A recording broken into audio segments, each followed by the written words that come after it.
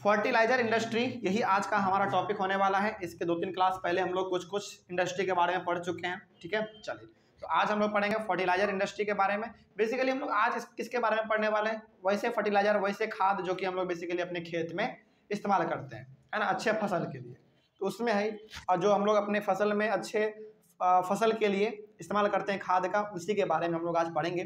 देखिए लिखा हुआ है, fertiliser industry is an important producer of nitrogenous fertilisers, यानी कि यूरिया जिसको हम लोग आम भाषा में कहते हैं।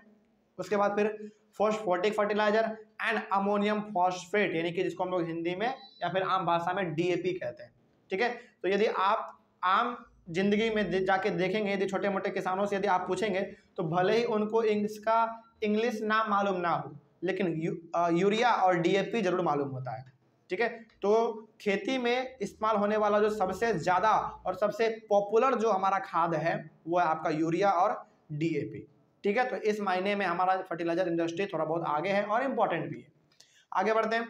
The fertilizer industry also an important producer of complex fertilizers which have a combination of nitrogen, phosphate and potash. तो क्या क्या फर्टिलाइजर इंडस्ट्री केवल nitrogenous fertilizer, phosphatic fertiliser and ammonium phosphate को ही प्रोड्यूस करता है क्या? नहीं, इसके अलावा भी हमारा कुछ कॉम्प्लेक्स फर्टिलाइजर है, मतलब कि इससे भी हमारे कुछ ऐसे फर्टिलाइजर हैं जो कि बहुत खतरनाक है। कुछ सिंपल भी हमारा फर्टिलाइजर है, खाद है, जिसमें कि आपको नाइट्रोजन, फॉस्फेट और पोटास का मात्रा देखने को मिल सकता है। यानी कि आप एक सेंटेंस में दिखाना चाहें फर्टिलाइजर इंडस्ट्री के बारे में, तो आप ये कह सकते हैं कि विभिन्न प्रकार के फर्टिलाइजर आपको इसमें देखने को मिल सकते हैं, ठीक है। चलिए आगे बढ़ते हैं। फिर India is a third largest producer of nitrogenous fertilizer, यानी कि यूरिया। यदि केवल हम लोग यूरिया के बारे में बात करें, यानी कि नाइट्रोजनस फर्टिलाइजर के बारे में यदि हम लोग बात करें, तो इस महीने में हमारा इंडिया तीसरा सबसे बड़ा प्रोड्यूसर है, ठीक है ना। तो वही बात यहाँ पे लिखा हुआ था कि India is the third largest producer of nitrogenous fertilizers, ठीक है, यानी कि यूरिया। तो पूरी दुनिया में यूरिया के प्रोडक्शन में हमारा भारत तीसरे नंबर पे आता है। उसके बाद there are 57 fertilizer units for producing complex nitrogenous fertilisers, यानी कि बहुत ही थोड़ा बहुत पेचीदा। अच्छा, कॉम्प्लेक्स का मतलब होता है पेचीदा का मतलब क्या? खतरनाक नहीं, मतलब कि थोड़ा बहुत हाई वैल्यू का फर्टिलाइजर जो है वो बनाने का पूरी तरीके से हमारा जो है 57 फर्टिलाइजर यूनिट्स जिम्मेदारी लेता है।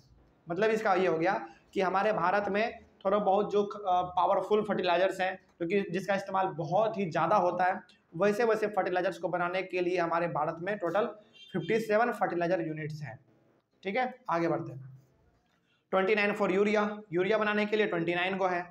अमोनियम फॉस्फेट बनाने के लिए 9 है। उसके बाद 68 फॉर अदर स्मॉल फर्टिलाइजर्स, और छोटे फर्टिलाइजर्स को बनाने के लिए, यानी कि छोटे मोटे खाद को बनाने के लिए 68 यूनिट्स है। यानी कि बेसिकली यहाँ पे ना किस प्रकार के खाद को बनाने के लिए कितने नंबर ऑफ यूनिट्स हैं उसके बारे में यहाँ पे डाटा दिया हुआ था, ठीक है। तो आप इसको एक बार देख लीजिएगा। आगे, there are 10 fertilizer units which are operated by the public sector. अब देखिए ध्यान से, ऐसे हमारे इंडिया में 10 फर्टिलाइजर यूनिट ऐसे हैं। देखिए यहाँ पे ना, देखिए बेसिकली यहाँ पे 57 फर्टिलाइजर यूनिट्स जो हैं ये किसको प्रोड्यूस कर रहे हैं? कॉम्प्लेक्स नाइट्रोजनस फर्टिलाइजर्स को, ठीक है। 29 किसको? यूरिया को, 9 अमोनियम फॉस्फेट को, 68 छोटे मोटे फर्टिलाइजर्स को। तो ये हो गया कि किस प्रकार के फर्टिलाइजर को बनाने के लिए कितने नंबर ऑफ यूनिट्स लगे हुए हैं, यानी कि कितने नंबर ऑफ इंडस्ट्री लगे हुए हैं। लेकिन there are 10 fertilizer units which are operated by the public sector. तो हमारे पूरे भारत में 10 ऐसे फर्टिलाइजर यूनिट्स हैं, यानी कि 10 ऐसे इंडस्ट्री हैं जहाँ पे फर्टिलाइजर बनता है, उसको ऑपरेट कौन करता है?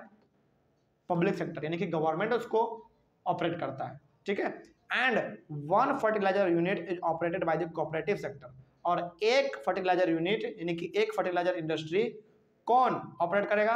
यानी कि कौन करता है? कोऑपरेटिव सेक्टर करता है, यानी कि कोई, अच्छा कोऑपरेटिव का मतलब हमने आपको बताया था, ग्रुप ऑफ पीपल है ना, जो कि उसको ऑपरेट करते हैं, मैनेज करते हैं, उसका मालिक भी वही लोग होते हैं, ठीक है। तो 10 फर्टिलाइजर यूनिट हमारे पब्लिक सेक्टर यानी कि गवर्नमेंट ऑपरेट करता है इंडिया में, और एक फर्टिलाइजर यूनिट जो है हमारा वो कोऑपरेटिव सेक्टर ऑपरेट करता है। बात समझ में आ गई? लेकिन किसके तहत?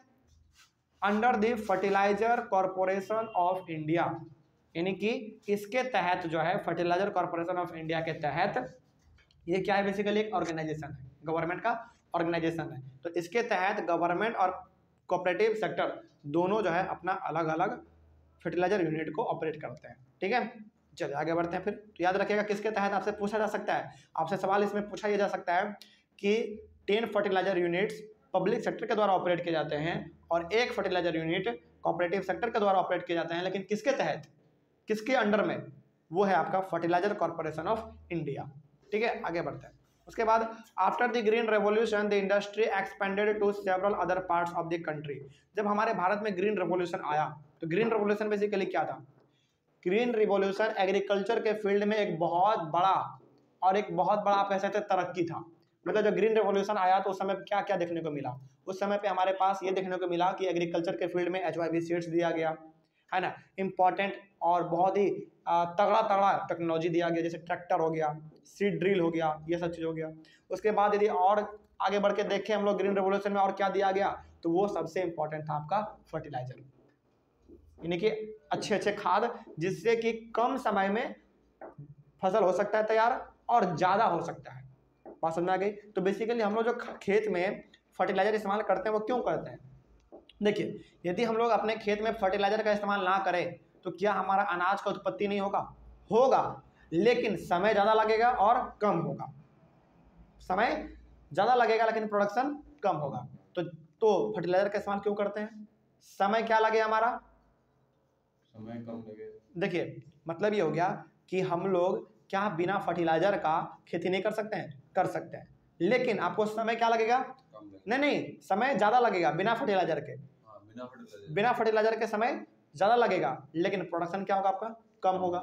तो फर्टिलाइजर का इस्तेमाल बेसिकली हम लोग इसलिए करते हैं क्योंकि कम समय में ज़्यादा प्रोडक्शन हमको दे दे, है ना। तो ये सबका सब कब हो पाया था, ग्रीन रेवोल्यूशन में हो पाया था। तो ग्रीन रेवोल्यूशन जब लाया गया भारत में तो उस समय पे नए फर्टिलाइजर्स का भी इन्वेंशन किया गया था। ठीक है, यानी कि किसानों के एक वरदान के रूप में उसको दिया गया था। ठीक है, आगे बढ़ते हैं। तो जब ग्रीन रेवोल्यूशन हमारे भारत में आया तो वैसे वैसे क्या होने लगे, फर्टिलाइजर का डिमांड बढ़ने लगा। अब किसान को क्या चाहिए था, नए फर्टिलाइजर चाहिए था। अब फर्टिलाइजर कहाँ पे बनता है भाई, फर्टिलाइजर इंडस्ट्री में बनता है। तो उस समय के बाद जो है ग्रीन रेवोल्यूशन के बाद हमारे इंडिया में अलग अलग जगहों पर नए फर्टिलाइजर इंडस्ट्री खुलने लगे क्योंकि डिमांड था, है ना। आगे बढ़ते हैं। उसके बाद Gujarat, Tamil Nadu, Uttar Pradesh, Punjab and Kerala contribute towards half the fertilizer production. यदि हम लोग पूरे भारत का बात करें तो पूरे भारत में जो भी आपका फर्टिलाइजर प्रोड्यूस होता है उसका आधा का आधा, यानी कि समझिएगा ध्यान से, देखिए पूरे भारत में जितने भी फर्टिलाइजर प्रोड्यूस होते हैं, पूरे जितने भी होते हैं, मान लीजिए भारत में पूरा 100% फर्टिलाइजर प्रोड्यूस होता है, ठीक है, 100% का हाफ यानी कि 50% प्रोडक्शन जो है फर्टिलाइजर का वो मात्र गुजरात, तमिलनाडु, उत्तर प्रदेश, पंजाब और केरला कर देता है। यानी कि 1, 2, 3, 4, 5 स्टेट्स मिलके 50% प्रोडक्शन जो है फर्टिलाइजर का वो अकेला कर देता है, ये पांचों। ठीक है, और जो 50% बच गया उसमें हमारे बहुत सारे स्टेट्स आते हैं, जैसे other small producers are Andhra Pradesh, Odisha, Rajasthan, Bihar, Maharashtra, Assam, west Bengal, Goa, Delhi, Madhya Pradesh and Karnataka. तो 50% तो यही पांचों को कर देता है पूरा, और जो 50% हमारा बच गया वो ये सारे स्टेट्स मिलके प्रोड्यूस कर देते हैं। तो ये बात हो गया हमारा पूरा का पूरा फर्टिलाइजर इंडस्ट्री के बारे में। ठीक है, चलिए कोई डाउट इसमें नहीं ना, चलिए आगे बढ़ते हैं। फिर उसके बाद अगले वाले क्लास में हम लोग डिस्कस करेंगे सीमेंट इंडस्ट्री के बारे में। तब तक के लिए थैंक यू वेरी मच।